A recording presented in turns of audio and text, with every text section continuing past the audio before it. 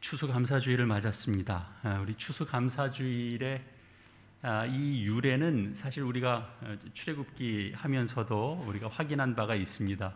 이 구약 시대의 맥추절에서부터 유래됐다. 우리 이렇게 이해할 수 있습니다. 맥추절은 밀이나 보리를 이제 수확한 후에 그 첫 열매를 하나님께 드리는 절기입니다.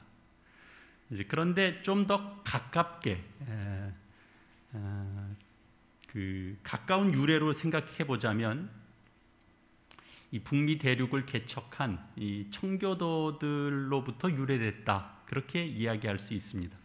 이 청교도들은 영국에서 신앙의 자유를 찾아서 미지의 북미 대륙을 건너온 그런 경건한 신앙인들이었습니다. 이들이 성경 말씀의 이 원리를 따라서 그 땅에서 이주해온 그 땅을 개간하고, 그래서 그 첫 해의 첫 수확을 하나님 앞에 감사드린 데에서부터 유래됐습니다. 하나님은 우리의 쓸 것을 채우십니다. 그런 내용은 성경 어디에서든 우리는 만날 수 있습니다. 이를테면 성경의 기본 같은 거죠. 그런데 사실은 이 기본이 없으면 우리가 더 풍성한 신앙의 내용으로 나아갈 수 없습니다. 하나님은 우리를 돌보시는 하나님이십니다. 예수님께서 제자들을 가르치실 때 이런 말씀을 하셨습니다. 우리가 잘 아는 말씀입니다. 그러므로 내가 너희에게 이르노니 목숨을 위하여 무엇을 먹을까 무엇을 마실까, 몸을 위하여 무엇을 입을까 염려하지 말라. 목숨이 음식보다 중하지 아니하며 몸이 의복보다 중하지 아니하냐. 공중의 새를 보라. 심지도 않고 거두지도 않고 창고에 모아들이지도 아니하되 너희 하늘 아버지께서 기르시나니 너희는 이것들보다 귀하지 아니하냐. 너희 중에 누가 염려함으로 그 키를 한 자라도 더할 수 있겠느냐. 또 너희가 어찌 의복을 위하여 염려하느냐. 들의 백합화가 어떻게 자라는가 생각하여 보라. 수고도 아니하고 길쌈도 아니하느니라. 그러나 내가 너희에게 말하노니 솔로몬의 모든 영광으로도 입은 것이 이 꽃 하나만 갖지 못하였느니라. 오늘 있다가 내일 아궁이에 던져지는 들풀도 하나님이 이렇게 입히시거든 하물며 너희일까 보냐. 믿음이 작은 자들아. 우리가 존재하는 것 자체가 우리의 감사의 이유가 됩니다. 하나님께서 이 땅에 존재하게 하셨습니다. 근데 그 존재하는 그 과정이 또한 하나님의 돌보심을 받으면서 살아가고 있다라고 하는 것은 더없는 감사의 이유입니다. 예수님의 말씀 속에선 신자들이 이 하루하루를 살아가는 것이 그냥 단지 삶을 하루라도 더 연장하기 위해서가 아니고 우리의 삶의 필요를 또한 채우시기 위해서도 아니다라는 걸 여기 담고 있습니다. 왜냐하면 우리의 필요는 하나님께서 채우시기 때문입니다. 우리의 쓸 것을 아시는 하나님께서 채우시기 때문입니다. 그것을 공중에 나는 새가 굶지 않은 것이나 또 들에 핀 백합, 그러니까 여기 들에 핀 백합이라는 건 조금 더 부연 설명하자면 정원에 핀 식물이 아니라는 겁니다. 주인이 일부러 갖다 심어서 잘 가꾼 것이 아닌 들판에 아무런 보호나 도움 없이 자란 백합이 솔로몬의 영광과 비교하고 있죠. 인간이 부릴 수 있는 최상의 가치로도 쫓아갈 수 없는 아름다움이 그 속에 있다라는 거죠. 그걸 보면서 오늘 있다가 내일 아궁이에 던져지는 들풀도, 그러니까 쓸만한 데가 하나도 없는 그런 잡초 같은 그런 존재도 하나님께서 입히신다라는 거죠. 그래서 그런 증거로 삼고 있습니다. 그것으로 우리에게 말씀하시고자 하시는 것은 결국 우리가 입고 먹고 우리가 사는 것, 그것은 우리가 걱정할 것이 아니다. 우리가 걱정해야 될 것은 다른 데 있다. 우리가 어떻게 하나님의 뜻과 목적에 따라 살 것인가를 생각하고, 하나님은 우리를 향하여 무엇을 원하실까를 생각하고, 그래서 그 생각한 바를 따라서 우리가 드릴 수 있는 시간, 우리의 노력, 우리의 정성을 우리가 드리면서 우리에게 주어진 삶을 살아야 한다라는 거죠.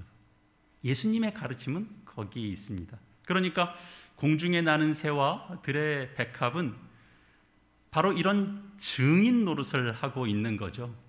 자연계 속에서 하나님은 어떻게 그 담겨져 있는 그런 생명들을 어떻게 하나님 신실하게 창조주로서 간섭하고 계시는가, 일하고 계시는가 하는 것에 대한 증인들이라는 겁니다.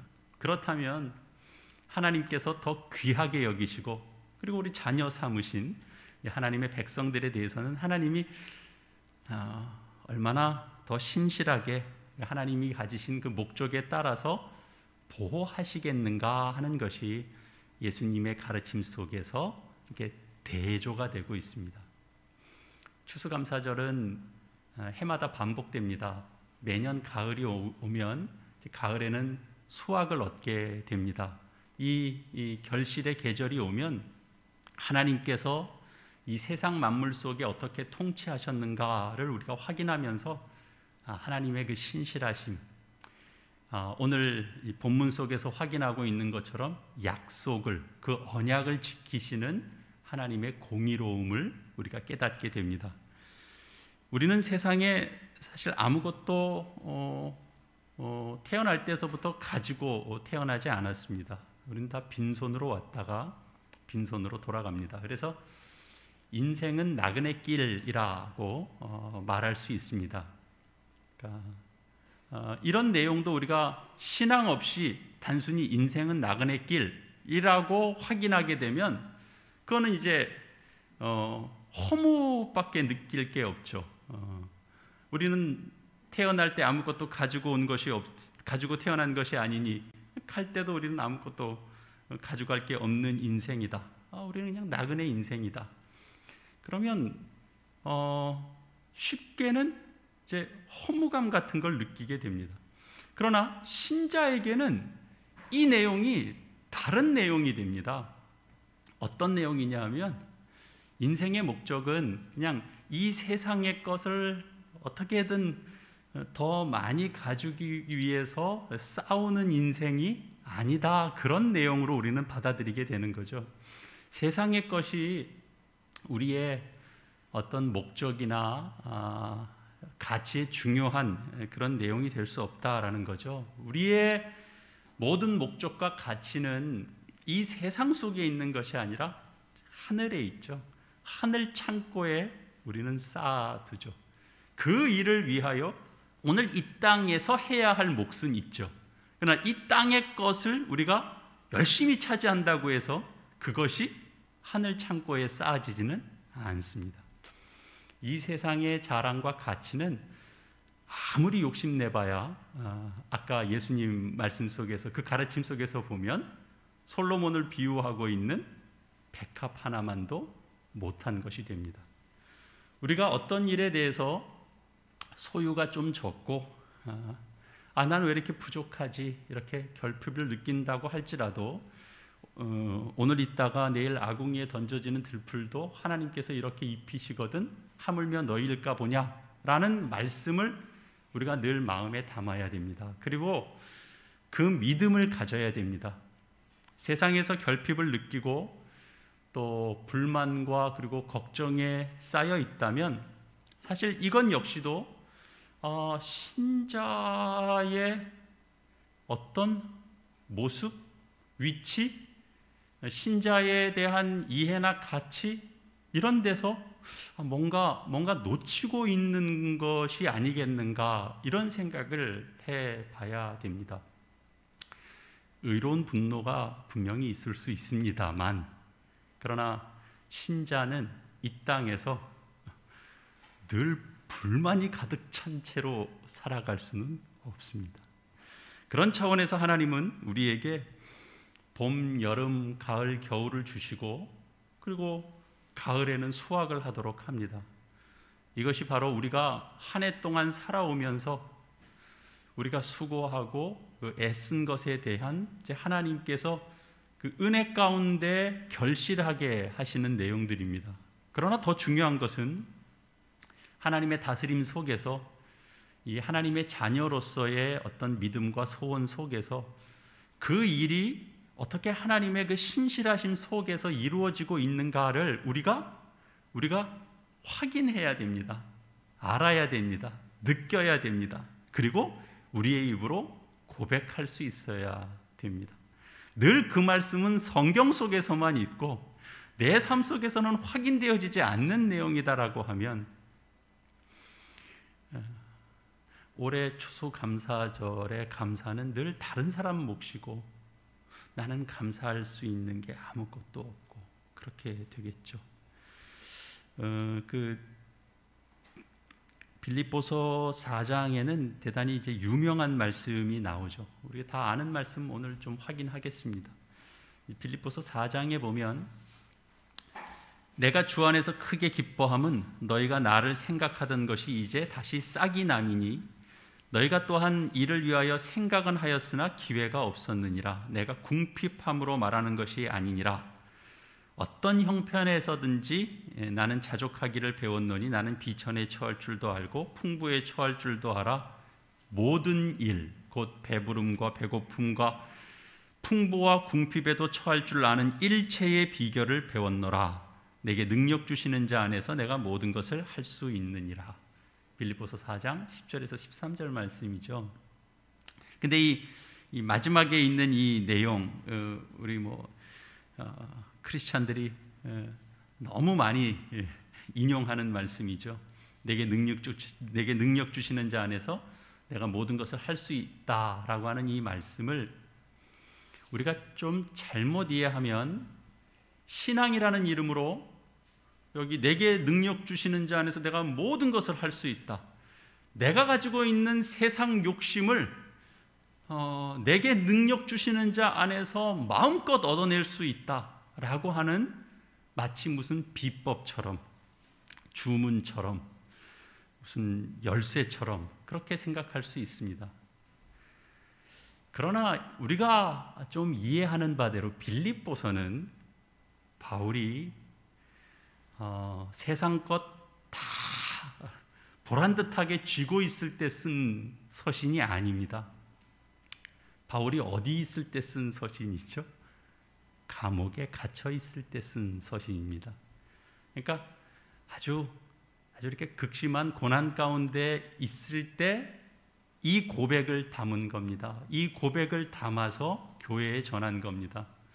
바울이 이해한 신앙, 그 신앙의 이해 속에는 세상의 것으로는 사실은 우리 신앙엔 크게 도움될 게 없고 또 그 어떤 것도 우리에게 세상에 있는 것이 우리의 신앙을 도와줄 것은 사실은 없다라는 걸 사실은 이야기하고 있습니다. 그러면서 결국 바울이 처한 현실과 그리고 지금 고백하고 있는 내용, 일체의 비결을 배웠다. 내가 모든 것을 할 수 있다. 그 말이 바울이 처한 현실 속에서 보면 세상의 어떤 그 부족함, 매여 있는 것, 결핍 그런 것이 우리가 신앙생활하는데 아무런 방해가 안 된다. 그 얘기를 하고 있는 거죠. 그래서 바울은 내게 능력 주시는 자 누굽니까?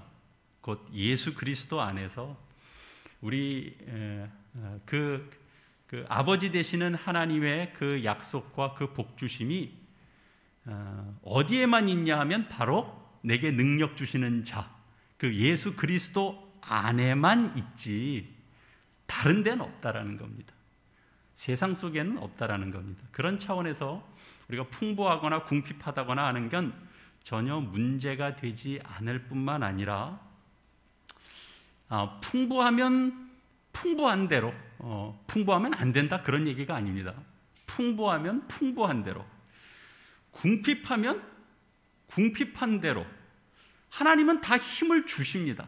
그 힘을 다 주셔서 풍부함 속에도 그 사람이 풍부함을 누리는 그 하나님의 은혜, 그리고 그 속에 있는 그 사람의 신앙이 드러나고, 궁핍함 속에서도 하나님의 은혜와 그 사람의 신앙이 드러나기 때문에 차이는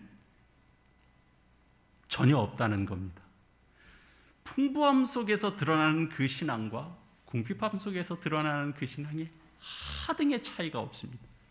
우리는 세상에서 살고, 그리고 끊임없이 유혹 속에 있으니까 세상 것으로는 세상의 가치가 있는 것, 그것이 꼭 세상에서만이 아니고 우리 복음에서도 얼마든지 그 능력이 되기를 바라는 그런 이제 유혹이 있습니다. 그래서 실패보다는 기왕이면 성공이 더 신앙에 더 쓸모가 있고, 그래야 성공해서 하나님이 나와 함께 하신다라고 그게 확인되는 게 더 이렇게 쉬워 보이죠.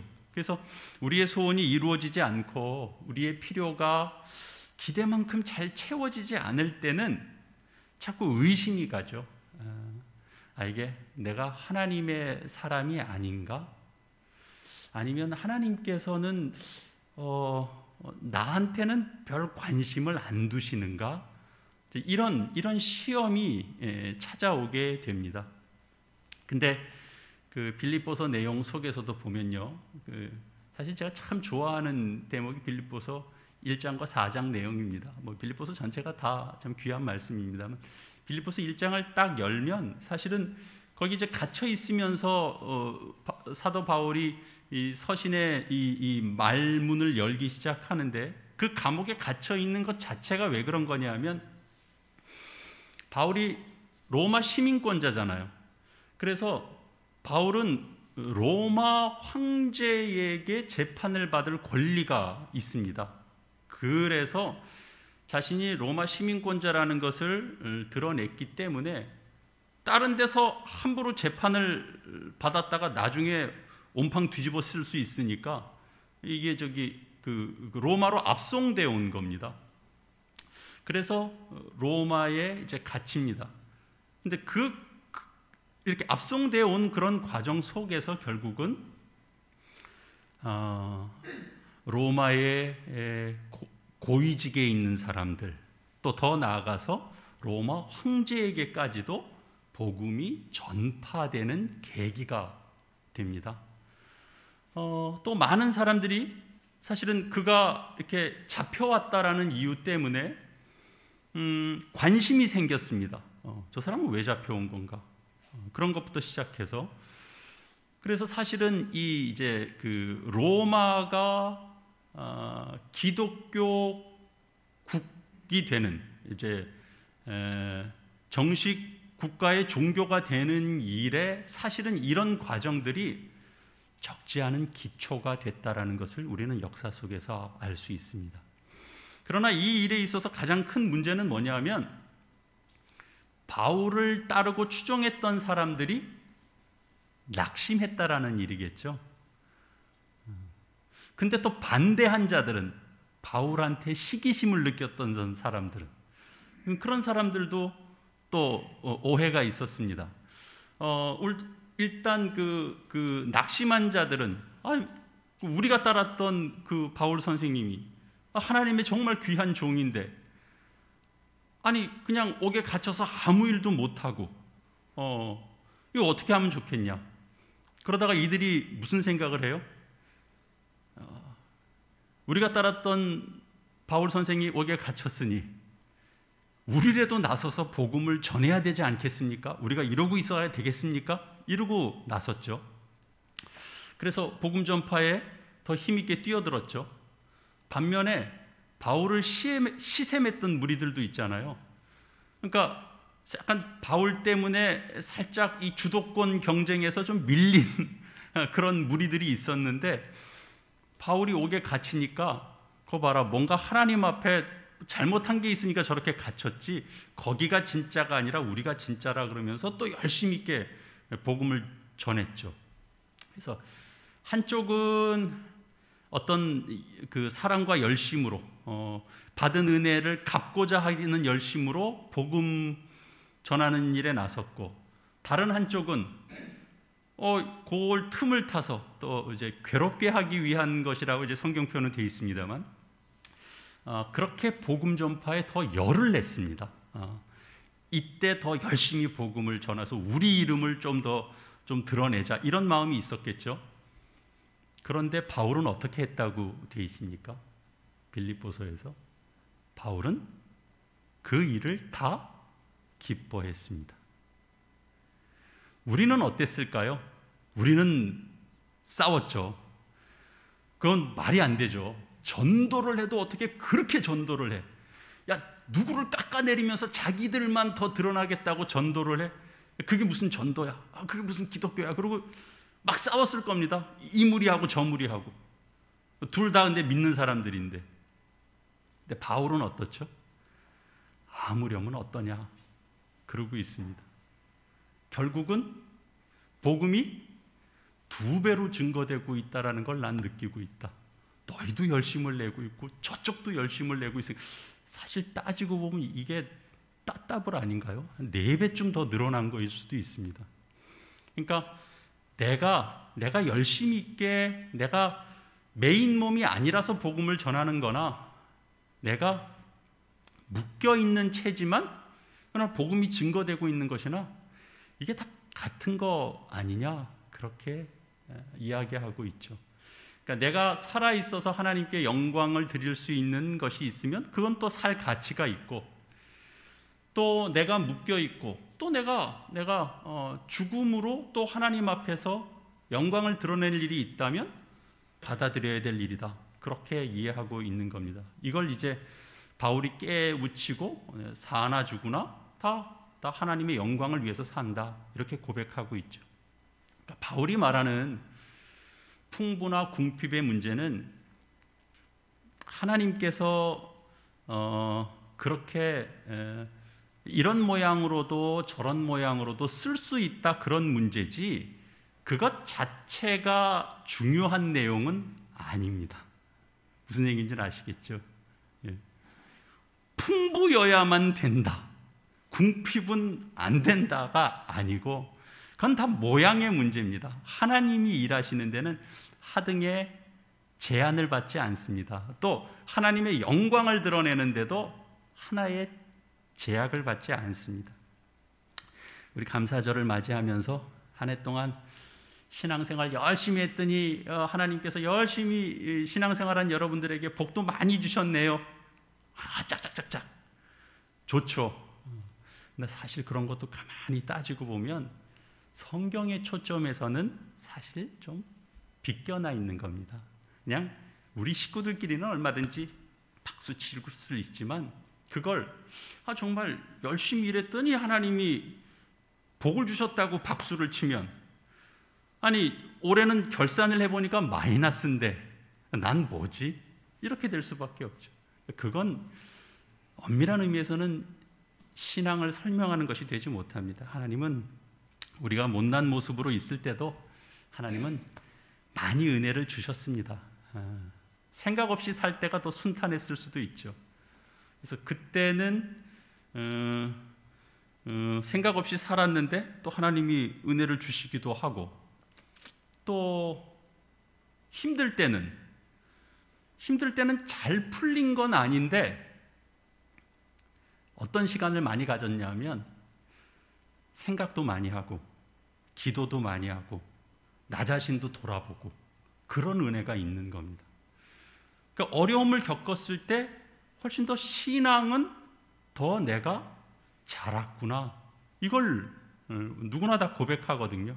그러니까 하나님은 언제나 하나님 자리를 지키고 있었다라는 거죠. 하나님은 계속 일하고 계십니다. 하늘아버지가 그분의 책임을 한 번도 놓은 적이 없습니다. 그게 감사절을 우리가 지키는 이유입니다. 그걸 확인하는 것이 감사절입니다.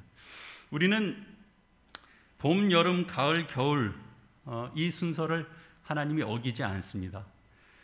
어느 해는 봄, 겨울, 여름, 가을 이렇게도 한번 했다가 하여튼 계속 그렇게 안 하시죠. 하나님은 일정하게 그 질서 있게 돌아가는 속에 은혜를 다 담아 주십니다. 여러분, 올해 감사절에 어떤 수확이 있었는지 이렇게 생각을 해보시면 우리가 이해득실을 떠나서 이제 가을이 돼서 우리의 올 한 해의 삶을 되돌아보고 수확의 계절을 우리가 확인하게 될 때 창조 세계를 이렇게 주관하고 계시는 하나님께서 올해도 우리의 삶에 이런 모습으로, 올해는 이런 모습으로 우리의 삶에 함께 해주셨구나. 하나님은 오늘도 그 약속을 지키고 있구나. 나를 붙들어 주시고 계시는구나. 풍부한데 교만하지 않게 하시는구나. 궁핍을 겪었는데 외롭거나 쪼그라들지 않게 하시는구나. 감사할 게 있게 하시는구나. 그런 거죠. 그거 찐하죠. 하나님 올해도 저를 그렇게 인도해 주셨으니 감사합니다. 그래서 사실은 시편 105편 우리가 읽었는데요. 출애굽해서 젖과 꿀이 흐르는 그 가나안 땅에서 하나님께서 그 하나님 역할을 하신 것을 그들이 역사적으로 다시 한번 확인하는 찬송시입니다. 그래서 이 이스라엘 백성들이 축제가 있을 때는 언제나 시편 105편을 노래하는 겁니다. 여기에 앞에서 첫 시작이 여호와께 감사하고 그의 이름을 불러 아뢰며 그가 하는 일을 만민 중에 알게 할지어다. 그에게 노래하며 그를 찬양하며 그의 모든 기이한 일들을 말할지어다. 그의 거룩한 이름을 자랑하라. 여호와를 구하는 자들은 마음이 즐거울지로다. 여호와와 그의 능력을 구할지어다. 그의 얼굴을 항상 구할지어다. 그리고 나서부터는 이제 그들의 이 아브라함 때에서부터 함께 했던 그 역사적 사건들이 이렇게 쭉 우리는 그냥 잠깐 한 대목만 읽었습니다. 하나님은 왜 찬송해야 됩니까? 왜 감사해야 됩니까? 이 5절 이하에 있는 그 내용 속에서 역사적 증거를 제시하고 있습니다. 뭐라고요? 아브라함에게 하신 그 약속을 하나님이 끝까지 지키셨다.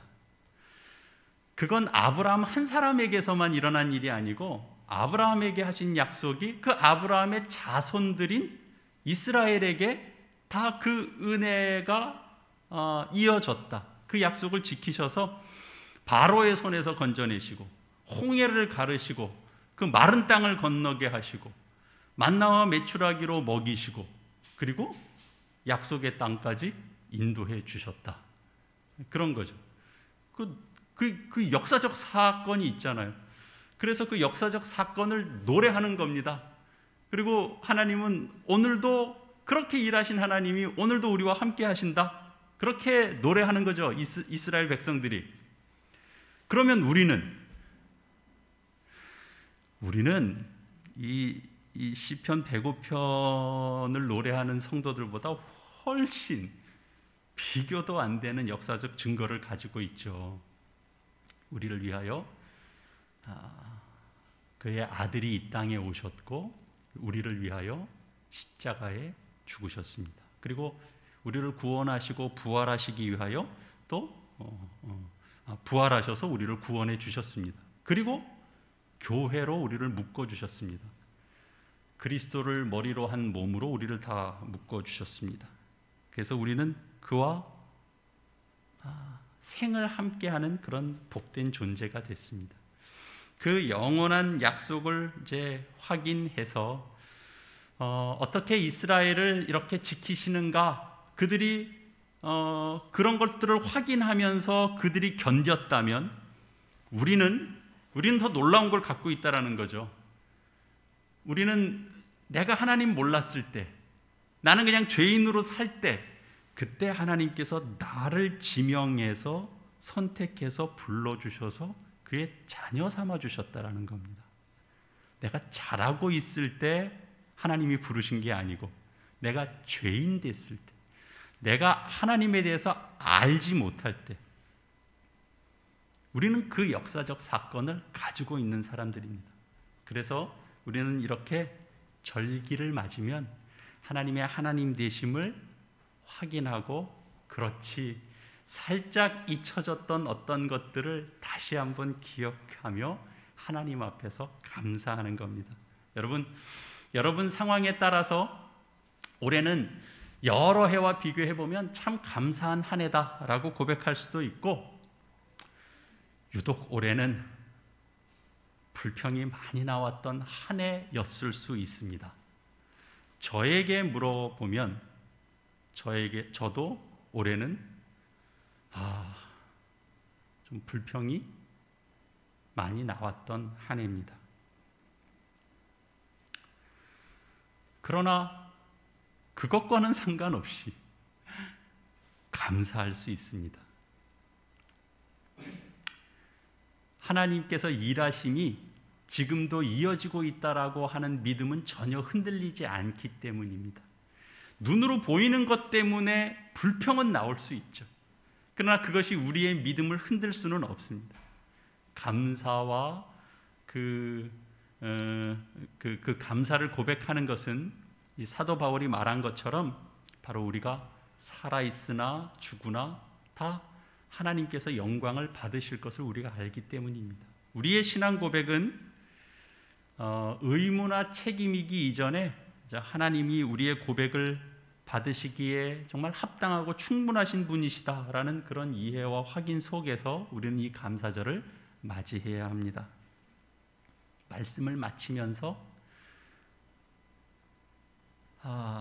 앞에 제가 얘기했던 그 종교의 자유를 찾아서 메이플라워호에 타고 영국에서 신대륙으로 이주했던 청교도들이 그 첫 경작의 수확물을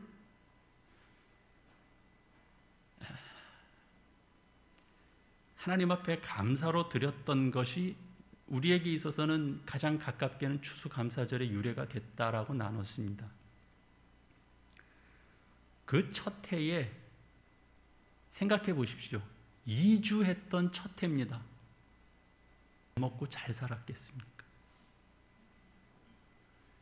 첫 해 수확에 감사를 드리는데 자기 옆에 없는 사람들이 많았습니다. 혹독한 추위, 뜻하지 않은 질병으로 꿈을 갖고 온 땅에서 많이 죽었습니다. 목숨을 잃는 시련을 겪은 후에 첫 수확이었습니다. 그들은 그 첫 수확을 하나님께 감사 기도로 드렸습니다. 그리고 감사의 축제를 열었습니다. 우리 매번 반복되는 한 해이지만 우리 다시 한번 우리의 삶을 기억합시다. 우리가 뭘 많이 쥐고 있어야 그걸 감사할 수 있는 존재들이 아닙니다. 우리가 나이 들어가고 오늘도 우리 교우들을 참 기쁘게 만났지만 늘 기쁜 얘기만 있는 게 아닙니다. 오늘 이 자리에 못 나오신 사랑하는 우리 교우는 몸이 더 아프답니다. 늙어가죠. 그래서 여기저기 아픈 데가 점점 많아지죠. 그러나 여러분 슬퍼하지 마십시오. 더 깊어지고 더 속은 풍성해지고 하나님에 대한 소망은 더 커지고 하나님을 사랑하는 그 사랑은 더 깊어진다는 것을 놓치지 마십시오. 하나님 그렇게 일하고 계십니다. 여러분들은 하나도 손해보지 않습니다. 우리 교회도 하나도 손해보지 않습니다. 세상에 코로나가 와서 복음이 하나도 손상 입지 않습니다. 하나님은 다시 일하십니다. 그리고 우리 속에 더 풍성한 것들을 주십니다. 풍부와 궁핍 속에서, 평온과 고난 속에서, 그리고 삶과 죽음 속에서 변함없이 확인하는 우리 복된 감사절이 되시기를 바랍니다. 기도하겠습니다.